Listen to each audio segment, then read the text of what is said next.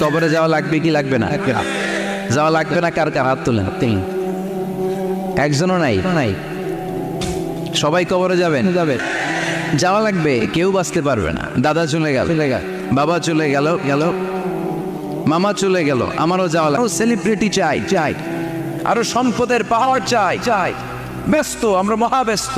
এত ব্যস্ততা কিসের? স্টপ, থামেন, অনেক হয়েছে, আর না। বসেন, একটু ভাবেন। দাদা চলে গেল, বাবা চলে গেল, মামা চলে গেল, আমাকেও চলে যেতে হবে। মাঝে মাঝে কবরস্থানে যাবেন, যে একটু দেখবেন এই কবরস্থানে শিশুরা শুয়ে আছে, কিশোররা শুয়ে আছে, আপনার মতো তাগড়া যুবকরা শুয়ে আছে, ওদেরও রক্ত গরম ছিল আপনার মতো। আজ ওরা নাই, সব শেষ। আপনাকেও যেতে হবে। এই কবরে আমাদেরকে যেতে হবেই। কবরের প্রশ্নের উত্তর দিতে হবে। চিল্লায় বলেন ঠিক কিনা? কবরে প্রথম প্রশ্ন করা হবে, মার রব্বুক, তোমার রবের নাম কি? আমাদের রবকে।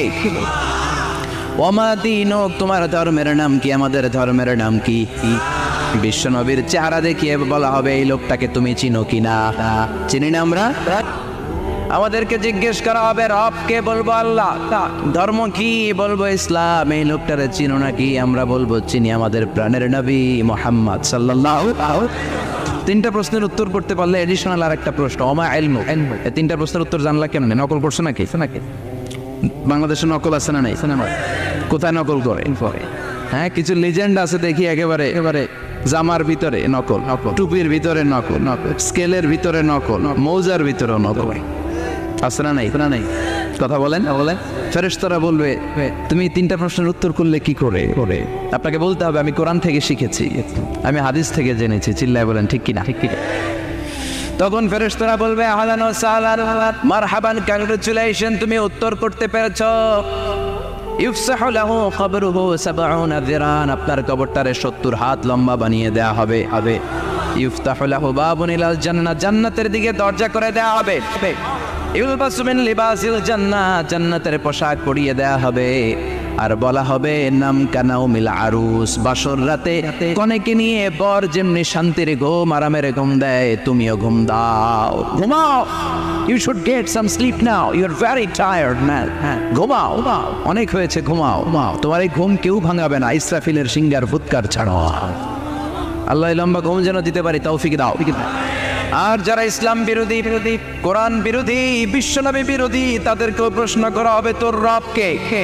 মার রব্বুক, সে বলবে, লা আদরি, আমি কিছু জানি না, আমি মাপ চাই, দোয়াও চাই। কথা গন, জানি না, আমি কিছুই মনে করতে পারছি না, আমি কিছু জানি না, আমার ধর্ম নাই, কর্ম নাই, আমার ধর্ম যার উৎসব সবাই,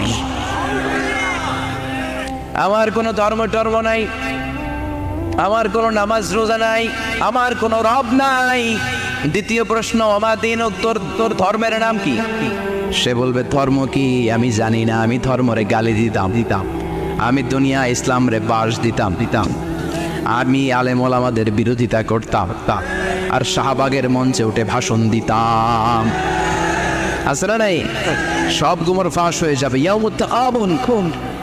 এরপর বিশ্বনবীর চেহারা দেখিয়ে বলা হবে, এই লোকটারা চিনো নাকি? সে বলবে, চিনি না, তবে আমার বন্ধুরা তার বিরুদ্ধে ব্লগে লিখতো, আমিও ব্যাড কমেন্টস করে দিতাম, এই লোকটার বিরুদ্ধে আমি কার্টুন বানাতাম, এই বিশ্বনবীর বিরুদ্ধে আমি কথা বলতাম। চিল্লায় বলেন ঠিক কিনা? ফেরেশতারা বলবে, লা দারাইতা ওয়ালা তালাইতা, তুই কিছুই পারলি না, তুই তো কপাল পোড়া। ফায়ুতরাকু বিমাতারিকা মিন হাদিদ, লোহার হাতুড়ি দিয়ে পিটিয়ে ওর মাসেলগুলো থেতলে ফেলা হবে। ওয়াইকালু লিল আরদি ইলতাইমি, কবরের দুই পাশের মাটিরে বলা হবে, চাপ দে, এমন চাপ দিবে, ফাতাখতালিফা আদলাউহু, ডান পাশের পাজরের হাড্ডি বাম দিকে ঢুকে যাবে, বাম পাশের পাজরের হাড্ডি ডান পাশে ঢুকে যাবে। কিয়ামত পর্যন্ত এই মারামারি চলবে। আল্লাহ, এরকম ভয়ঙ্কর পরিস্থিতি থেকে আমাদেরকে বাঁচাও। ওই কবরের আযাব থেকে বাঁচার দরকার আছে না নাই? বিশ্বনবী বললেন, যে ব্যক্তি রাত্রিবেলায় সূরাতুল মুলক তেলাওয়াত করবে, তার কবরের আযাব হবে না। ইন্না হাযিহি সূরাতুন আযীমা মানিআতুন মিন আযাবিল কবর, এই সূরাটা এমন সূরা, সাধারণ কোন সূরা না। এই সূরাতুল মুলক যে রাত্রিবেলায় তেলাওয়াত করবে, তার কবরের আযাব থেকে তারে বাঁচিয়ে দিবে কে? নাম্বার 1 ফজিলাত স্ট্যাটাস মনে থাকবে তো 2 নাম্বার স্ট্যাটাস শাফাআত লি সাহিবিহা। এই সূরার তেলাওয়াতকারীর জন্য কিয়ামতের দিন সুপারিশ করবে। কোরআন সুপারিশ করবে, চারটেখানি কথা না। কোরআন যদি আপনার বিরুদ্ধে দাঁড়ায়, আপনার জান্নাত ক্যান্সেল। আর কোরআন যদি আপনার ব্যাপারে আল্লাহর কাছে রেকমেন্ডেশন করে, জান্নাত আপনার জন্য ওয়াজিব করে দিবে কে? এজন্য বিশ্বনবী বললেন শাফাআত লি সাহিবিহা, কিয়ামতের দিন তেলাওয়াতকারীর জন্য আল্লাহর কাছে সুপারিশ করবে। 2টা গেল। 3 নাম্বার বিশ্বনবী বললেন খাসামাত আন সাহিবিহা, এই সূরাটা কিয়ামতের দিন এই সূরার তেলাওয়াতকারীর পক্ষ নিয়ে আল্লাহর সাথে ঝগড়া করা শুরু করে দিবে। আল্লাহর সাথে ডিবেট করবে, ঝগড়া করবে, যতক্ষণ না হাত্তা আদখালাহুল্লাহুল জান্নাহ। হাদিসের টেক্সট হচ্ছে যে যতক্ষণ না আল্লাহ তাআলা তাকে জান্নাতে না ঢোকায়, ততক্ষণ ওই সূরার তেলাওয়াতকারীর পক্ষ নিয়ে আল্লাহর সাথে বিতর্ক, ঝগড়া, তর্ক চলতেই থাকবে। সুবহানাল্লাহ। আরো আসতে বলে। আবার বিশ্বনবী বললেন মান ক্বারা বিহা ফি লাইলাতিন ফাকাদ আকসারা ওয়া আতওয়াবা, রাত্রিবেলা এই সূরাটা যে তেলাওয়াত করবে পুরো রাত্রিটারে বরকতময় করে দিবে কে? এজন্য বিশ্বনবী আবদার করে, আবেদন করে আমাদের কাছে বলে গিয়েছেন, আমি চাই আমার প্রতিটা উম্মতের হৃদয়ে এই সূরাটা গাথা থাক। আমি চাই আমার প্রতিটা উম্মতের সিনার ভিতরে এই সূরার 30টা আয়াত গ্রথিত করা থাক। সুবহানাল্লাহ পড়েন। মাত্র 30টা আয়াত মুখস্থ করতে রাজি আছেন? 1 মাসে কয়দিন? প্রতিদিন একটা করে আয়াত মুখস্থ করলে এই সূরা মুখস্থ করতে লাগবে কয়দিন? হ্যাঁ, হোমওয়ার্ক এটা আপনাদের বাড়ির কাজ। যেহেতু ক্লাসে হোমওয়ার্ক দেওয়া যায় না। আরবিতে বলে আল ওয়াজিব আল মানজিলি। আমি গতানুগতিক তাফসীর করি না, আমি সমাজের খুঁতগুলো ধরে ডিসকাশনের মতো আমি করি। বিভিন্ন জেলায় যে ওখানকার ইয়াংদের সাথেও বসি, কথা বলি, এটাই আমার তাফসীর, এটাই কোরআনের এক্সপ্লেনেশন আর ইন্টারপ্রিটেশন। এতেই মানুষ উপকৃত হয় বেশি। চিল্লা এখন ঠিক কিনা?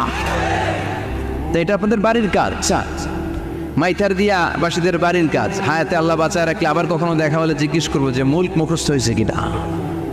কে মুখস্থ করবেন না হাত তোলেন। সবাই করবেন। এবার কে মুখস্থ করবেন হাত তুলে আমার আল্লাহর দেখা। আল্লাহ তুমি কবুল করো।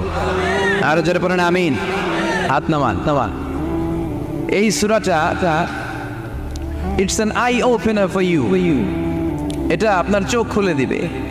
এই সূরাটা আপনার চোখকে খুলে দিবে, আপনার ঘুমন্ত বিবেককে জাগিয়ে তুলবে। স্রষ্টার ব্যাপারে আপনার যদি কোনো সাসপিশন থাকে, সন্দেহ থাকে, এই সন্দেহের পাহাড়কে ভেঙে এই সূরা চুরমার করে দিবে। চিল্লায় বলেন সুবহানাল্লাহ। আল্লাহ ডেকে বলে গোলাম, কিছু নাস্তিক আছে আমারে খুঁজে পায় না। এরকম কপাল পোড়া নাদান নাস্তিক বাংলার জমিনেও আছে না নেই? এরা বলে আনসিন ইজ নাথিং, যেটা দেখা যায় না ওইটা মানি না। বলে না do you see the air in the atmosphere? বাতাসে, বায়ুমণ্ডলে যে বাতাস ঘুরে বেড়ায়, এটাকে তুমি দেখো তো মানো কেন? Why do you believe on that? Why do you believe on air? বাতাস বিশ্বাস করস কেন? কপাল পোড়া। নাস্তিকরা বাতাস মানে না। কথা কয়। Do you see the bad headache someone feel in his head and he is shouting? মাথার ব্যথায়, মাইগ্রেনের পেইনে যখন কেউ চিৎকার করে, তার মাথার ব্যথা দেখা যায়। আমার এখন প্রচন্ড মাথা ব্যথা যদি হয়, আপনারা দেখতে পাচ্ছেন। তো নাস্তিকরা কি মাইগ্রেনের পেইন বিশ্বাস করে না? মাথা ব্যথা বিশ্বাস করে কি করে না? বাতাস বিশ্বাস করে কি করে না? কয় আনসিন ইজ নাথিং, যেটা দেখি না ওইটা বিশ্বাস করি না। কপাল পোড়া। আল্লাহ ডেকে বলে গোলাম আমার সৃষ্টির দিকে তাকা, আকাশের দিকে তাকা, বাতাসের দিকে তাকা, সাগরের দিকে তাকা। সাগরের মধ্যে আমি আল্লাহ সিরা নাই। বিশাল বড় বড় পাহাড়ের দিকে তাকা, ঝর্ণার দিকে তাকা, ঝর্ণার মধ্যে আমি আসিরা নাই। ঝর্ণা রে বলনা রে কার বিরহে পাগল পাড়া তুই, কার মিলনে ফুল ফসলে ভরা রে তোর দুকুল বই, কার মিলনে ফুল ফসলে ভরা রে তোর দুকুল বই। ঝর্ণা রে বলনা রে কার বিরহে পাগল পাড়া তুই। সুবহানাল্লাহ পড়ে। ঝর্ণার দিকে তাকাও, সাগরের দিকে নজর করে দেখো, বিশাল পাহাড়ের দিকে নজর করে তাকাও, ওই পাহাড়ের মধ্যে আল্লাহরে খুঁজে বাবা। চিল্লায় বলেন ঠিক কিনা? এদিন ইমাম আবু হানিফার হাতে হাত রেখে শাহাদা বাক্য পাঠ করেছে। সুবহানাল্লাহ পড়ে। ঝিনুকের ভেতর লুকিয়ে থাকে যেমন মতি, ঝিনুকের ভেতর লুকিয়ে থাকে যেমন মতি, কালমা শাহাদাতে আছে আল্লাহর জ্যোতি, কালমা শাহাদাতে আছে আল্লাহর জ্যোতি। সুবহানাল্লাহ পড়েন। এই জ্যোতি যার হৃদয়ে একবার টাচ করে তার জন্য জান্নাতকে খুলে দেয় কে? এই জন্য এই সূরা পড়লে নাস্তিকরা নাস্তিক থাকবে না। নাস্তিকদের জন্য এখানে আল্লাহ মেডিসিন দিয়েছে, কিছু ডোজ দিয়েছেন। আলহামদুলিল্লাহ পড়ে। এই সূরা থেকে আমরা কিছু সময় কথা শুনবো। শুনতে রাজি আছেন তো? সূরার নাম চিল্লায় বলেন কি নাম? মুলক। মুলক মানে কি?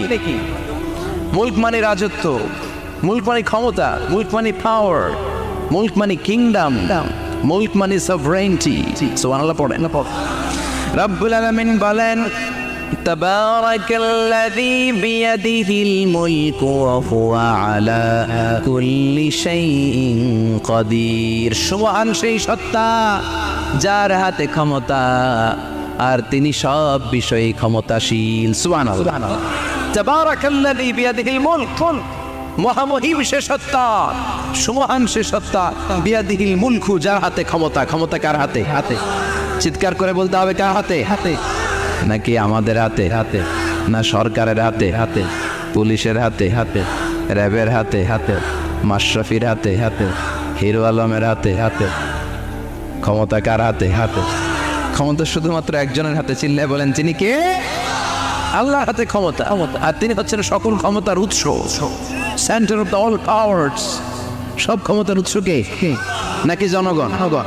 আমরা কিন্তু এটাই শিখি, এদেশে আমাদেরকে রাষ্ট্রীয়ভাবে শেখানো হয় এটা রাষ্ট্রীয় কুফরি। সকল ক্ষমতার উৎস জনগণ নয়, সকল ক্ষমতার উৎস কে? উনি ক্ষমতার উৎস, তিনি ক্ষমতাশীল, মহা ক্ষমতাধর। তার ক্ষমতার সাথে কারো তুলনা হয় না। আমাদের কি ক্ষমতা? কথা বলে বল্লা পোকার কেমন খেয়েছেন? হ্যাঁ, মৌমাছি কামড়াইছে, মৌমাছি কামড়াইলে চিল্লাচিল্লি শুরু করে। তো কি ক্ষমতা আছে আপনার? বল্লা কামড় মেয়েরা দেয় তো ওটা ধরে যে মার বইতেও পারি। কুত্তায় কামড়াইলে আমরা কুত্তারে কামড়াইতেও পারি না। কথা বলেন। আমরা নাকি ক্ষমতার মালিক। পিছন থেকে কেউ যদি বলে হুজুর সাপ, দৌড়।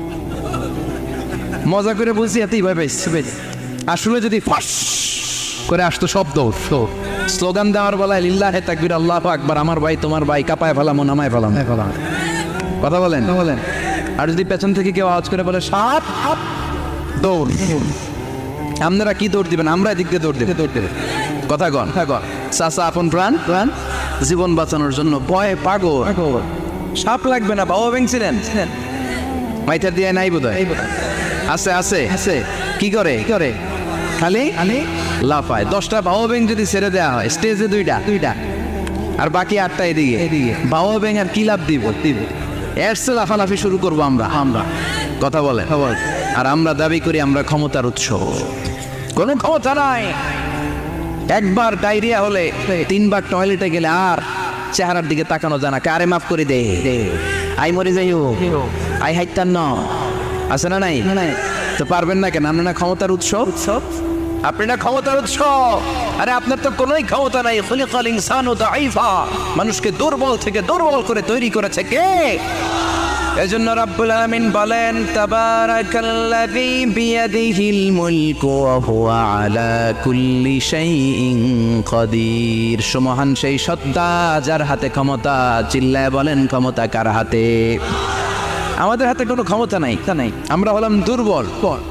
আমরা কি দুর্বলের ঘরের দুর্বল। আমরা যখন জন্মেছিলাম দুর্বল। আমার ছোট্ট একটা মেয়ে আছে, আমি অবাক হয়ে থাকি যে আমিও তাইলে ছোটবেলায় এরকম ছিলাম। না খাওয়ালে খেতে পারে না, পেশাব পায়খানা করে, ঘর নষ্ট করে, বমি করে, দাঁড়াতে পারে না, শুইতে পারে না, লালা পড়তে থাকে, ক্লিন করতে হয় সব সময়। তাকে আল্লাহর আদেশে দেহে ঢুকে, আল্লাহর আদেশে বের হয়ে যায়। ঠিক কিনা? এই যে ছোট্ট বাচ্চাটা দেহের ভিতরে যে রুহু ঢুকলো, কে দিল? 120 দিনের আগে মানব শিশুর দেহের ভিতরে কিন্তু রুহের ফুৎকার হয় না। সহিহ বুখারীর বর্ণনা 40 340 কত কথা বলেন। প্রথম 40 থাকে নুতফা, তারপরের 40 হয় আলাকা, তারপরের 40 হয় মুদগা, sperm drop, blood clot and then the little flesh. ছোট্ট নাপাক পানি ছিলা। শুক্রাণু ছিলাম আমরা। কি ছিলাম? শুক্রও ছিলাম না, শুক্রাণু। শুক্রের অনু। এক ফোঁটা শুক্রের মধ্যে 20 কোটি অণু থাকে। ওই 20 কোটির একটা ছিলাম আমি আর আপনি। সুবহানাল্লাহ, বাড়িতে গিয়ে বললেন ডিম্ব আমরা ছিলাম না, আমরা ছিলাম ডিম্বাণু। এই ডিম্বাণু আর শুক্রাণু দুইটা মিলে আল্লাহ আমাদেরকে বানায় ফেললেন জাইগন্ট, সেখান থেকে এমব্রয়ো, তারপরে আস্তে আস্তে ইনিশিয়াল স্টেজগুলো শেষে একটার পর একটা স্টেজ পার করে তিনি আমাদেরকে বানালেন আলাফা, সেখান থেকে মুদগা, আমাদের দেহের ভেতরে তিনি স্কেলিটন ভরে দিলেন, কঙ্কাল, মাথার স্কাল দিলেন, খুলি দিলেন, নাক কান গলা দিলেন, আমার রেসপিরেটরি সিস্টেম চালু করে দিলেন। কত ছোট ছিলাম আমি, ক্ষুদ্র ছিলাম আমি। فَلْيَنْظُرِ الْإِنسَانُ مِمَّا خُلِقَ مِن مَّاءٍ دَافِقٍ।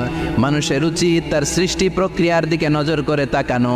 বাবার পিঠ থেকে সবেগে নির্গত হওয়া পানি দিয়ে মায়ের পেটে তোমারে ঢুকায় দিল কে?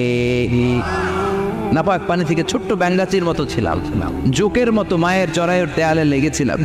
সেখান থেকে বড় করতে করতে আমার রেসপিরেটরি সিস্টেম, আমার এয়ারিং সিস্টেম, আমার সব সিস্টেমগুলো তিনি আমার দেহের ভিতরে সেট করে দিল। চিল্লায় কোন সুবহানাল্লাহ। 120 দিনের সার্টেন পিরিয়ড শেষে তিনি দেহের ভিতরে রুহের ফুৎকার দিলেন। দেয়া মাত্রই আমার রুহুতে ধপ ধপ ধপ ধপ ধপ ধপ শুরু হয়ে গেছে। ওই যে ধপ ধপ শুরু হয়েছে, আজও থামে নাই। এই ধপ ধপ থামলে বাঁচবেন, দম ফুরাইলে আমরা ঠুস হয়ে যাবো, ঠিক কিনা? আরে মানুষ রঙিন ফানুষ, দম ফুরাইলে তবু তো ভাই কারোরই নাই একটুখানি। আরে মানুষ রঙিন ফানুষ, রঙিন ফানুষ, আইরে মানুষ। সুবহানাল্লাহ বলেন। সে আল্লাহ বললেন, গোলাম, জীবন আর মরণের মাঝখানে আমি তৈরি করেছি রুহু। পৃথিবীর বিজ্ঞানীরা সব বানাতে পারে, কম্পিউটার বানাতে পারে, প্লেন বানাতে পারে, হেলিকপ্টার বানাতে পারে, রকেট বানাতে পারে, কিন্তু গোটা বিশ্বের সব বিজ্ঞানীরা মিলে কি রুহু বানাতে পারে নাকি? কথা বলেন। গত বছর সোফিয়া নামে একটা রোবট আসছিল না? কথা কন। ওটা মাথা উঁচু করে নিচু করে কথা বলতে চায়, মানুষের মতো হতে চায়। আসলে কি মানুষ? ওটার মধ্যে কি রুহু আছে? রুহু বানাইতে পারবে কেউ? এই রুহু নিয়ে যে কত গবেষণা, মুমূর্ষ রোগীদের উপর গবেষণা চালিয়েছে অনেক। বুলেট প্রুফ গ্লাসের ভিতরে মুমূর্ষ রোগীকে রেখে তারা চেক করতে চেয়েছে আমেরিকান বিজ্ঞানীরা যে রুহু কোন দিক দিয়ে বেরোয়। তারা ওজন করে দেখে, মানুষ মরে গেলে কোনো লাশের ওজন বেড়ে যায়, কোনো লাশের ওজন কমে যায়। যেটাতে কমে গেছে 2-1 কেজি কমে যায়, তার অবাক। কি আগে ছিল 80 কেজি, এখন হয়েছে 78 কেজি, তার মানে 2 কেজি না, এটাই রুহু। এটাই কি? এটা হচ্ছে গবেষণার ধাপ। অনেকগুলো মডিউল তারা আনে, অনেক মুমূর্ষ রোগীকে গ্লাস ফিটিং করা, ইন্টেন্সিভ কেয়ারে রেখে তারা অবজার্ভ করায়, আর অক্সিজেন মাস্ক খুলে দিয়ে তারা দেখে যে লোকটা ছটফট করে কিভাবে মরে। মরার আগে ওজন মাপ ছিল 80 কেজি, মরে গেছে পরে আবার ওজন দিয়ে দেখে 78 কেজি। কমছে কয় কেজি? বিজ্ঞানে কয় পাইছে। সবাই কয় কি পাইছে? কয় রুহু। কই পাইলেন? কয় আগে 80, এখন 78, 2 কেজি। রুহুর ওজন কয় কেজি? তো বিজ্ঞানীদের সিস্টেম হচ্ছে যে কোনো একটা বিষয়ের উপর গবেষণা চালালে তারা পূর্ণাঙ্গ ডিসিশনে পৌঁছতে পারে না। They couldn't jump to the final conclusion just on one module, based on one module. They cannot do it. তাদের অনেকগুলো মডিউল আনতে হয়। তারা আবার নমুনা আনলো আরেকটা। মুমূর্ষ রোগী, অক্সিজেন চেম্বার লাগানো, মাস্ক লাগানো, এটা খুলে ফেললে মরে যাবে। বুলেট প্রুফ করা গ্লাসের ভিতরে ঢুকিয়ে পেটের ওজন মাপ, এটার ওজন 60 কেজি। এবার মাছ খুলছে, ছটফট করে, এটা শেষ। এবার মাপ দেখ, এবার মাইপা দেয়া গেছে 63 কেজি। কয় কেজি বাড়ছে? এক একটার এক এক সিস্টেম হইতেছে, কোনোটা কমে, কোনোটা বাড়ে, কোনোটা কিচ্ছু হয় না। সবাই কয় তাইলে আপনি রুহু পাইলেন কই? আগেরটা কম ছিল, মনে করছিলেন 2 কেজি কমছে, ওইটাই রুহু এখন 3 কেজি বাইরে গেছে। মিলাইবেন কি দিয়া? কথা কন। আল্লাহ ডেকে বলে, গোলাম, কিয়ামত পর্যন্ত একটার পর একটা মুমূর্ষ রোগীকে বুলেট প্রুফ গ্লাসের ভেতরে ঢুকাতে পারবি, গবেষণা করতে পারবি, মাগার রুহু খুঁজে পাবি না। চিল্লায় বলেন ঠিক কিনা? কারণ এই রুহুর মালিক কে? সে আল্লাহ বললেন, আল্লাযী খালাকাল মাউতা ওয়াল হায়াতা লিয়াবলুয়াকুম আইয়ুকুম আহসানু আমালা। জীবন আর মৃত্যু বানালাম তোমাদেরকে পরীক্ষা করার জন্য। পরীক্ষা আছে না নাই? গোটা দুনিয়াটাই পরীক্ষা। আল্লাহ যারে পছন্দ করে বেশি তার পরীক্ষাও। আসাদুন নাসি বালাআন আল আম্বিয়া। এই পৃথিবীতে আল্লাহ সবচেয়ে বেশি বালা মুসিবত দিয়ে পরীক্ষা করেছেন নবীদের। কারণ নবীরা আল্লাহর কাছে কম প্রিয় না বেশি প্রিয়? যেহেতু প্রিয় বেশি, পরীক্ষাও। এজন্য মুমিনের উপর যদি পরীক্ষা আসে, মুমিনের উপর যদি অত্যাচার আসে, মুমিনের উপর যদি ধৈর্যের পরীক্ষা আসে, জেল জরিমানা আসে, মুমিন ওইটারে ভয় পায় না। মুমিন ভয় পায় একজনকে, চিল্লায় বলেন তিনি কে? কারণ আল্লাহর ঘোষণা ওয়ালা তাহিনু ওয়ালা তাহজানু, ঘোষণাটা কার? ভয় নাই, তোদের চিন্তা নাই, আনতুমুল আ'লাউনা ইন কুনতুম মুমিনিন, তোমরাই বিজয়ী হবা যদি মুমিন হও, যদি মুমিন হও।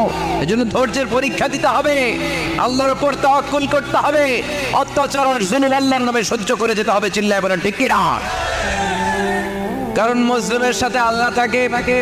মুসলিমের বদদুয়াকে বিশ্বনবী ভয় করতে বলেছেন, কারণ মুসলিমের বদদুয়ার মাঝে আর আল্লাহর মাঝে পর্দা থাকে।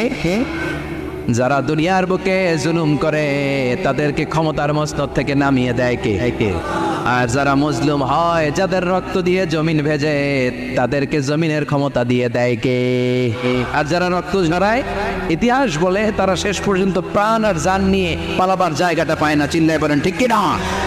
এজন্য মুমিন খুব ভালো করে জানে, রাত্রি যত গভীর হয়, সুবহে সাদিকের সময় কাছে আসতে থাকে। গর্ভবতী নারীর পেটের জ্বালা যন্ত্রণা, ব্যথার পেইন যত বাড়ে, নতুন মেহমান আগমনের সময় কাছে আসতে থাকে। তেমনি ইসলামের পক্ষের শক্তির উপর যদি অত্যাচার, অনাচার, স্টিম রোলার বেড়ে যায়, এটা প্রমাণ করে ইসলামের বিজয়ের সময় কাছে আসতে শুরু করেছে। চিল্লায় বলো ঠিক কি না?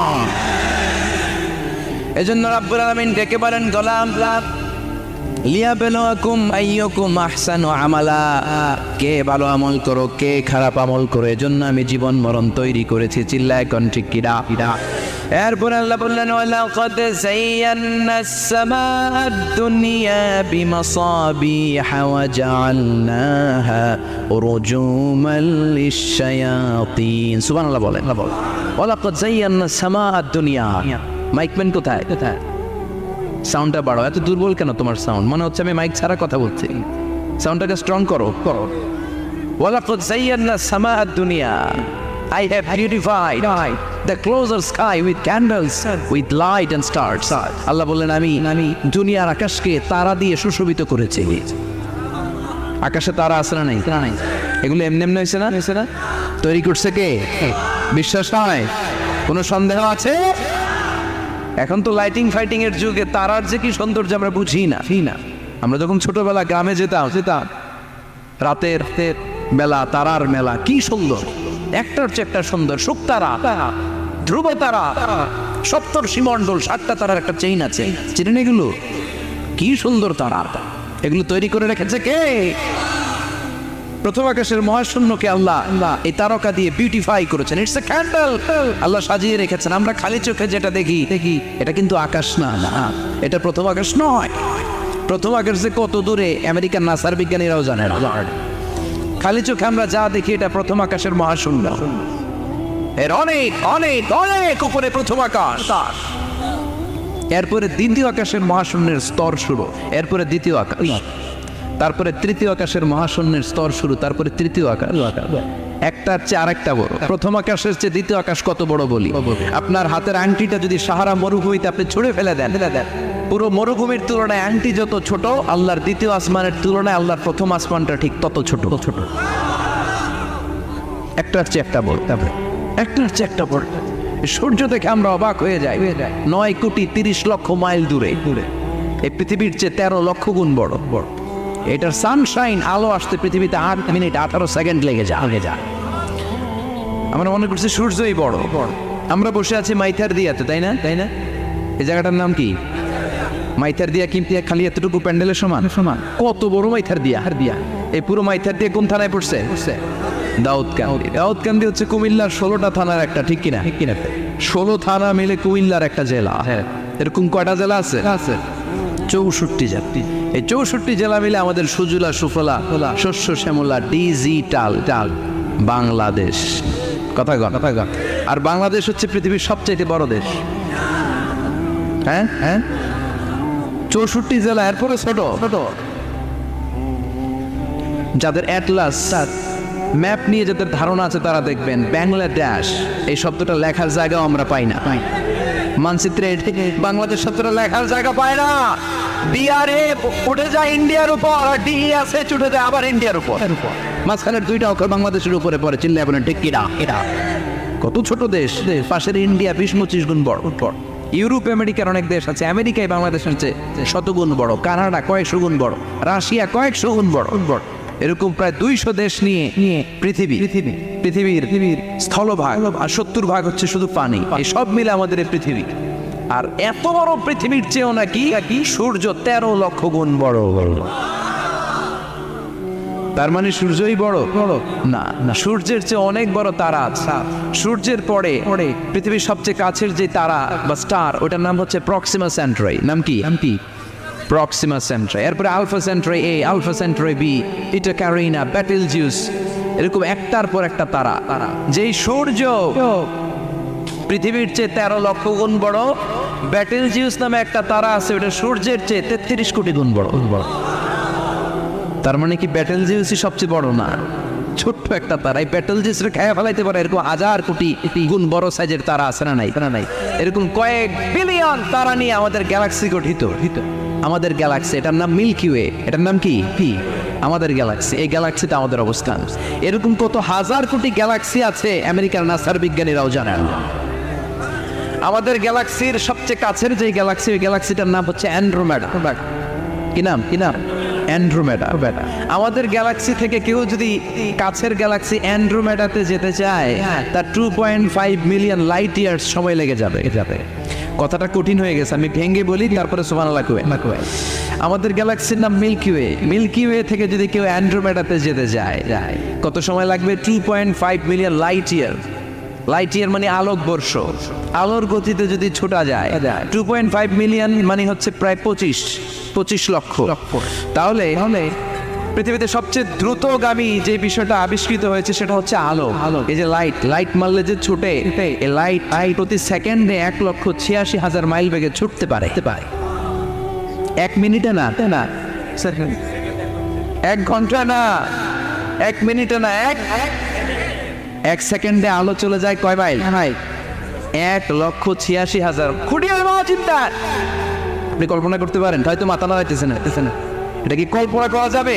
আমার তো তার ছেড়ে যাচ্ছে।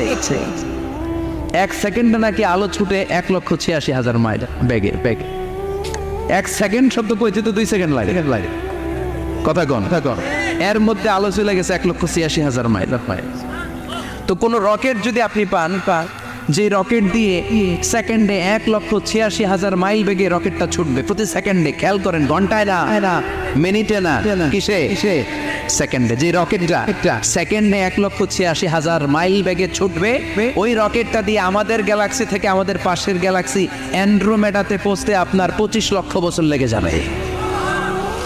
সুবহানাল্লাহ। বাড়িতে গিয়ে বললেন এরকম বিশাল বিশাল তারা দিয়ে আমাদের আকাশটারে বিউটিফাই করেছে কে?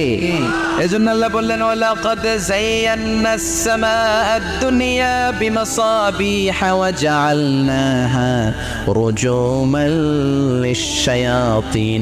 আমি এই দুনিয়ার আকাশটারে সুন্দর সুন্দর তারকারাজি লাইটের মতো সেটিং করে সুশোভিত করেছি। আবার এই তারকা দিয়ে আমি শয়তানদেরকে প্রহারও করেছি। সুবহানাল্লাহ। শয়তানদেরকে আল্লাহ তারা মেরে আঘাত করে। সুবহানাল্লাহ বলেন। এরপরে এই সূরার প্রথম রুকুর শেষে আল্লাহ বললেন, ওয়াসিররু কাওলাকুম আও ইজহারু বিহি ইন্নাহু আলিমুম বিযাতিস সুদূর আলা ইয়ালামু মান খালাকা ওয়া হুয়াল লাতীফুল খাবীর। আল্লাহ বললেন, ওয়াসিররু কাওলাকুম, তোমরা যদি গোপনে কথা বলো, আও ইজহারু বিহি, কিংবা স্পষ্ট করে বলো, সব শোনে কে? আপনি যেমনি বলেন শুনবে কে? বলেনই নাই, শুধু মনে মনে ভাবছেন, শুনবে কে? সুবহানাল্লাহ কইবেন না? সাত আকাশের উপরে, আরশের উপরে তার অবস্থান, সাত জমিনের নিচে কোনো গোপনতম প্রকোষ্ঠে, কোনো ছোট্ট বাক্সের ভেতরে যদি কোনো পিপিলিকা নীরবে হেঁটে যায়, আল্লাহ বলে আমি ওই পিঁপড়ার হেঁটে চলার পায়ের আওয়াজটাও শুনতে পাই। এজন্য কেউ যেটা শোনে না, শোনে কে?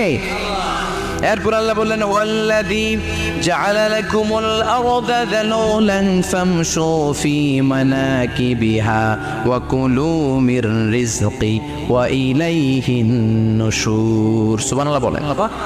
আল্লাহ ডেকে বললেন, গোলাম, তোমাদের জন্য জমিনটারে আমি বিছানা বানিয়েছি। আল্লাযী জাআলা লাকুমুল আরদা ফিরাশা, জমিনটারে বিছানা বানিয়েছে কে? এই বিছানার মতো সমতল জমিন দিয়ে তোমরা হেঁটে বেড়াও, চলে বেড়াও, হেলে দুলে পড়ার সুযোগ নাই, ঠিক কিনা? ঠিক কিনা? এই যে মাইথার দিয়ে আর আজকের যে ময়দান, এটা যদি বিছানার মতো সমান না হয়তো বসতে পারতেন? কথা গণ। এই ময়দানের প্যান্ডেলের এদিক দিয়ে উষা, এদিক দিয়ে গর্ত, এদিক দিয়ে নিচা, এদিক দিয়ে খাড়া। কেমন হইতো? কথা গণ। কেউ আমার দেখতো, কেউ দেখতো না, কেউ দাঁড়াইয়া, কেউ বৈশা আছে না নাই? কিন্তু জামিনটারে সমতল বানালো কে? আপনি যদি বিমান থেকে যদি আপনি দেখেন, বিমানের গ্লাস দিয়ে, জানলা দিয়ে যদি আপনি নিচের দিকে তাকান, আপনি দেখবেন মনে হবে পুরো জামিনটাকে আল্লাহ সবুজ কার্পেট দিয়ে কার্পেটিং করে রেখেছে। এই সৌন্দর্য দিয়েছে কে? আবার রব্বুল আলামিন বলেন, জামিনটারে সমান দেখে, কার্পেটিং দেখে মনে করো না তোমরা বেঁচে গিয়েছ। আমার দেয়া বিধান আমার জমিনে যদি কায়েম করতে না পারো, এই কার্পেটিং করা জমিনের ভেতরে আযাব আছে না নাই? এই পুরো জমিনের ভেতরে আছে আগুন আর আগুন। আগ্নেয়গিরি রোগ্নোৎপাত জ্বালামুখে বিস্ফোরণ করে দিয়ে গোটা বিশ্বটারে মুহূর্তে মেসাকার করে দিতে পারে কে? এজন্য আল্লাহ ডেকে বললেন, গোলাম আমিনতুম মান ফিস সামাই আন ইয়াখসিফা বিকুমুল আরদা ফাইযা হিয়া তামুর। তোমরা কি ভেবেছো নাকি বেঁচে যাবা? আমি চাইলেই পুরো জমিনটারে কাঁপিয়ে দিতে পারি। আয়াখসিফা বিকুমুল আরদ, খাসাফ মানে ল্যান্ডস্লাইড। খাসাফ মানে কি? ল্যান্ডস্লাইড, ভূমিধস, ভূকম্পন, আর্থকোয়েক আছে না নাই? বাংলাদেশে তো ভূমিকম্প হয় না? টের পাইছেন? মাঝে মাঝে মাঝরাতে হয় না? 3টার দিকে নিজেই দৌড় দিব না, বাচ্চারা লইয়া দৌড় দিব, লুঙ্গি পইরা দৌড় দিব না, লুঙ্গি ছাড়া দৌড়াম। কথা কম। এই ভূমিকম্প আছে না নাই?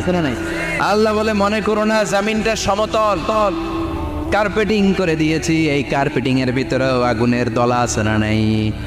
আবার আল্লাহ বললেন, আমিনতুম মান ফিস সামাই আন ইউরসিলা আলাইকুম হাসিবা। নিচে যেমনি কার্পেটিং করা জমিনের ভেতরে অগ্নুৎপাত রেখে দিয়েছি, মাথার উপর থেকে আযাব দেওয়ার সুযোগ আছে না নাই? চাইলে আল্লাহ অগ্নি বৃষ্টি দিতে পারে, আগুন বৃষ্টি দিতে পারে, ঠান্ডার বজ্রপাত দিতে পারে। আপনারা লূত আলাইহিস সালামের কওমের নাম শুনেছেন? তারা হোমোসেক্সুয়ালিটি, সমকামিতা করত। ফলে আল্লাহ তাআলা বিশাল এক চিৎকার মেরে সাইয়েদনা জিবরাইলের মাধ্যমে পুরো জমিনটারে শেষ করে দিলেন। ফাজআলনা আলিয়াহা সাফিলাহা ওয়া আমতারনা আলাইহিম হিজারাতাম মিন সিজ্জিল। তাদের অপকর্মের কারণে জর্ডানের ওই এলাকাটাকে আল্লাহ বললেন, জিবরাইল এলাকাটারে হাতে তুলে নে, আকাশের উপরে তুলে পুরো এলাকা সহ মানুষ সহ জমিনের মধ্যে গেড়ে দে। জমিনের নিচের মাটি উপরে নিয়ে গেল কে? উপরের মাটি নিচে নিয়ে গেল কে? পুরো জায়গাটা এখন ডেড সি হয়ে গেছে। কিসি ডেড সি নাম শোনেন নাই বোধহয়? আজকে শুনে রাখেন, এটারে বলে মৃত সাগর। এটা গজবের জায়গা, ওখানে মানুষও ডুবে না।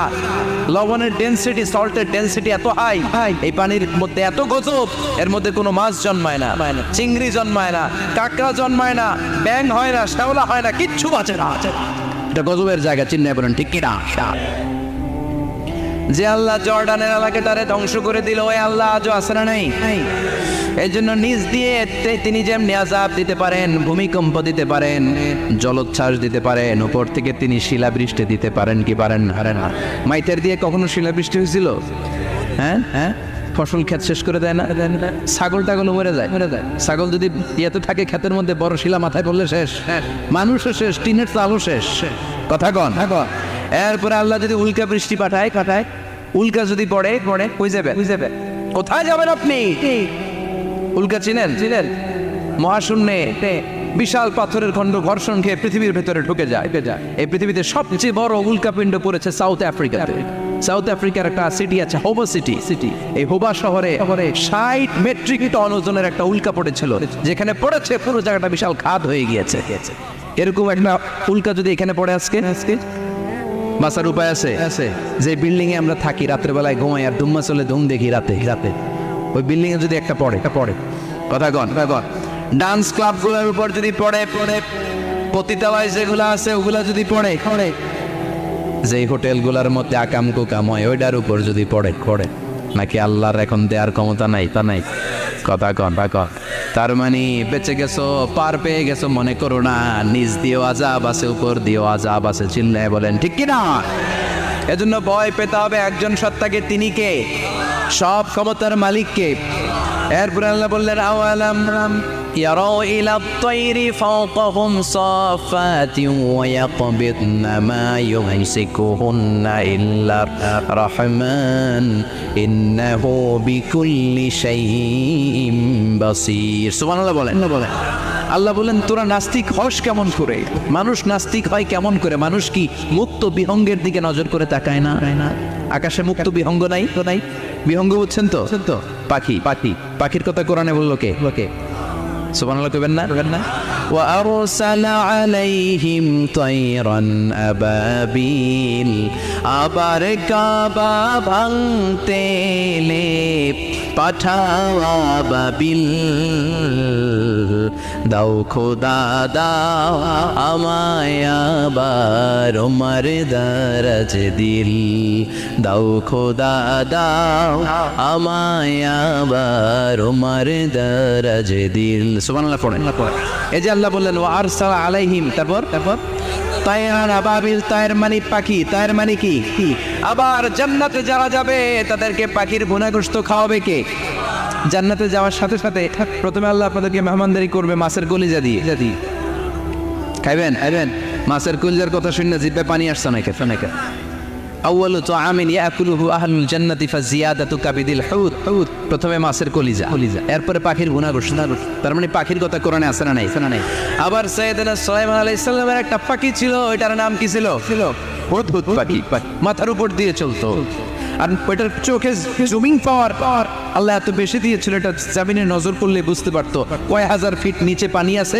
পানিটা মিষ্টি না লবণাক্ত না কেমন দেখে মুহূর্তের মধ্যে সাইয়েদনা সুলাইমানের কাছে সব তথ্য সরবরাহ করে দিত সুবহানাল্লাহ এজন্য আল্লাহ বললেন নাস্তিকগুলো কি পাখির দিকে তাকায় না এই পাখির দিকে তাকালে পাখির রব আল্লাহরে খুঁজে পাওয়া যায় পাখির দিকে তাকালে মুক্ত বিহঙ্গের দিকে তাকালে কেমন করে পাখিগুলো উড়ে যায় এই পাখিগুলো আকাশে ধরে রাখে কে মা ইউমসিকুহুন্না ইল্লা রহমান ওই রহমান ছাড়া কেউ পাখিগুলোর শূন্যে ধরে রাখতে পারে না কত শত আয়াতে যে আল্লাহ পাখির কথা বলেছেন হিসাব নাই কত ধরনের পাখি যে আল্লাহ বানিয়েছেন কোনো হিসাব নাই আপনারা ঘরে জিওগ্রাফিক্যাল চ্যানেলগুলো দেখেন হ্যাঁ না জি বাংলা দেখেন স্টার জলসা কিরণমালা কি দেখেন জিওগ্রাফিক্যাল চ্যানেল দেখবেন ওখানে দেখবেন একটা পাখি আল্লাহ তৈরি করেছে পৃথিবীর সবচেয়ে ছোট পাখি নাম হলো হামিং বার্ড কি নাম the smallest bird ever in the world সবচেয়ে ছোট এটা প্রাপ্তবয়স্কে 3 থেকে 5 ইঞ্চি লম্বা হয়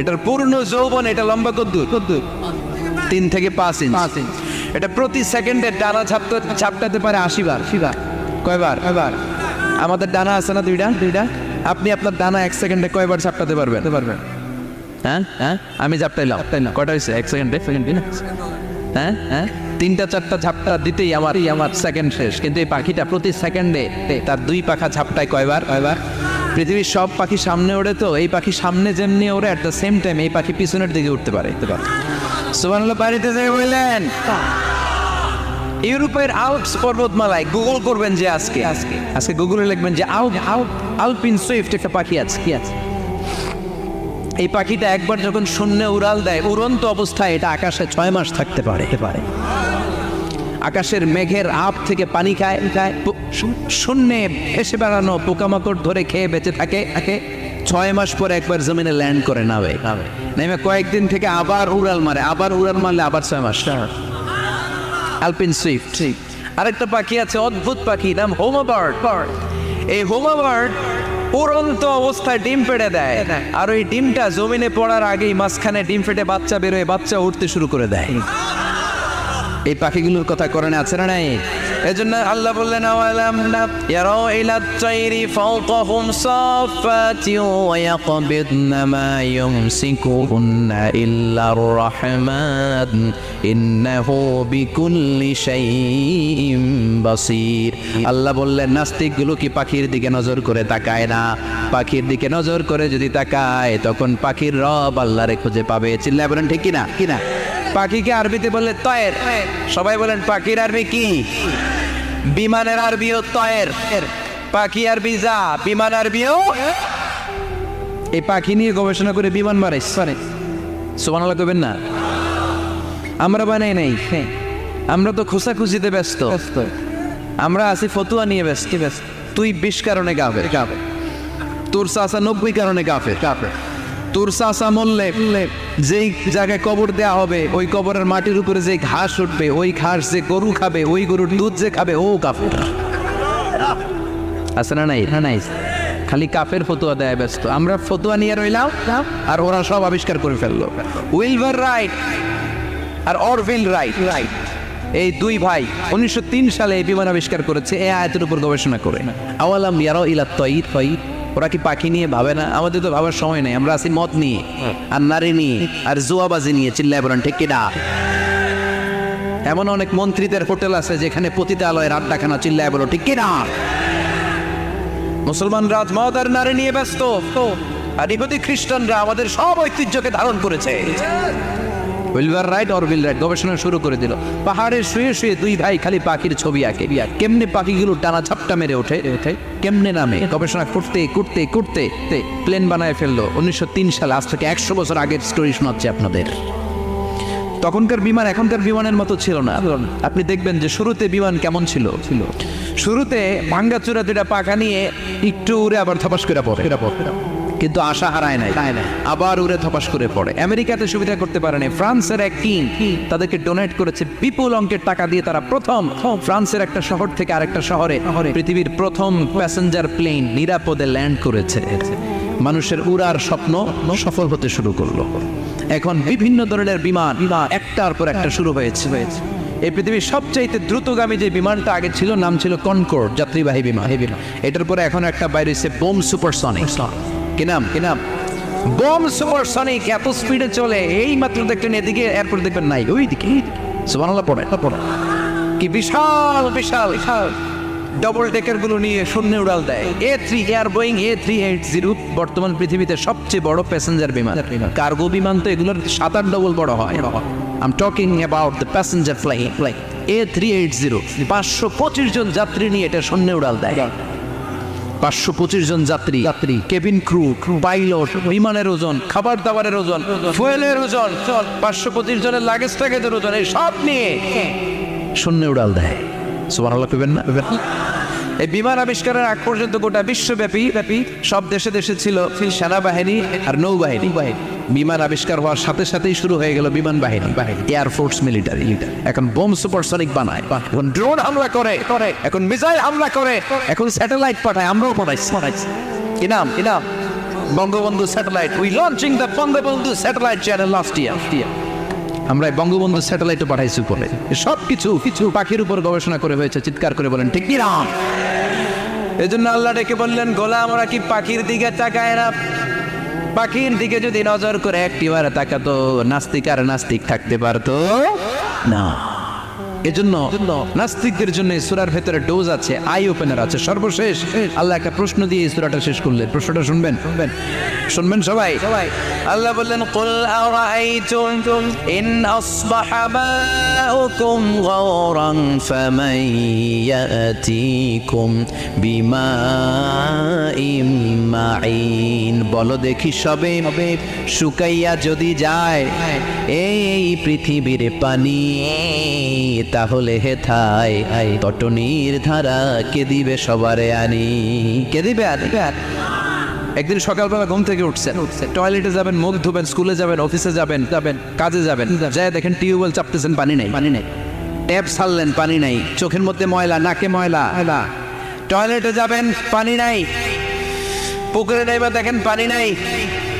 বিশাল বিশাল মেশিন বসিয়ে মাটির নিচ থেকে ভূগর্ভস্থ পানি ওঠানোর চেষ্টা করলেন, একটা পানি নাই। এক ফোঁটা পানি গোটা বিশ্বে কোথাও নাই। কে দিব পানি আপনারে? পানি সম্পদ মন্ত্রী দিব, ডোনাল্ড ট্রাম্প দিব, শেখ হাসিনা দিবে, কেউ দিতে পারবে? এক ফোঁটা পানি বানানোর ক্ষমতা আমাদের নয়, ঠিক কিনা? পানির বৈজ্ঞানিক নাম হচ্ছে H2O। কি নাম? এই দেশে H2 নিয়ে কত কথা আছে না নাই? হাইড্রোজেনের 2টা মলিকিউল, অক্সিজেনের একটা মলিকিউল। এই 2টা গ্যাস, হাইড্রোজেন আর অক্সিজেন, 2 গ্যাস একসাথে মিলাইলে কি হয়? কথা বলেন। মিঠা নদীর পানি নিয়ে সুবহানাল্লাহ পড়েন। আল্লাহ বললেন ঘুম থেকে উঠে যদি দেখো পৃথিবীর সব পানিগুলো একেবারে পৃথিবীর নিচে চলে গেছে, কোনো মাধ্যম দিয়ে এক ফোঁটা পানির জোগাড় আর বন্দোবস্ত করা যায় না, কে তোদেরকে পানি এনে দিবে? কথা কন আল্লাহ ছাড়া এক ফোঁটা পানি এনে দেওয়ার মতো ক্ষমতা কারো আছে নাকি? আবার পানি থেকে পৃথিবীর সব কিছুরে বানালো কে? ওয়াজআলনা মিনাল মাই কুল্লা শাইইন হাই আফালা ইউমিনুন। আল্লাহ বললেন পানি থেকে গোটা বিশ্বের সব আমি বানালাম, সব জীবিত জিনিস তৈরি হয়েছে পানি থেকে। এটা কোরআনের কথা, কার কথা? আর ১৫০০ বছর পর বিজ্ঞানীরা এখন বলছে পানি থেকেই সব প্রাণ এসেছে। সুবহানাল্লাহ পড়েন। বিজ্ঞানীদের রিসার্চে এসেছে পৃথিবীর সর্বপ্রথম যে প্রাণীটার উৎপত্তি, এটার নাম নাকি অ্যামিবা। কি নাম? It's a very small unicellular organism in the world. এক কুশি শৈবাল অ্যামিবা এসেছে পানি থেকে। ওদের